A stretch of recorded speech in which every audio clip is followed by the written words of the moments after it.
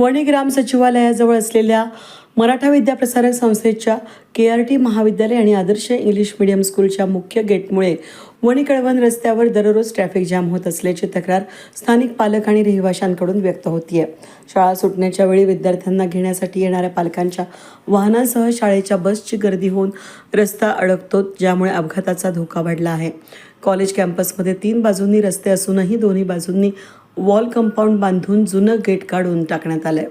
मुख्य गेट फक्त व्यस्त रहदारीच्या राज्यमार्गावरच ठेवण्यात आलं असून त्या प्रवेशद्वाराच्या आत पालकांनी गाडी नेण्यास मनाई असल्यानं पालकांच्या 4 चाकी आणि दुचाकी वाहनांसह शाळेच्या मोठ्या बसची एकाच ठिकाणी गर्दी होते आणि रस्ता पूर्णपणे जाम होतोय।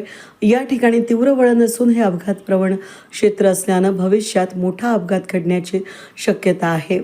या अपघाताला जबाबदार कोण असेल असा प्रश्न उपस्थित होतोय। स्थानिक पालकांनी या समस्येवर तोडगा सुचवलाय। साई मंदिराच्या बाजूने कमी रहदारीचा मोठा रस्ता असून त्या बाजूने नवीन गेट उघडल्यास गर्दी विभागली जाईल आणि ट्रॅफिकची समस्या सुटेल अशी अपेक्षा त्यांनी व्यक्त केली आहे। शाळा सुटण्याच्या वेळी रस्ता इतका अडकतो की इतर वाहनांना जाणं कठीण होतं। नवीन गेट केल्यास ही समस्या दूर होईल असं एका पालकांनी सांगितलं। वेद न्यूजसाठी प्रतिनिधी सागर मोर, वणी।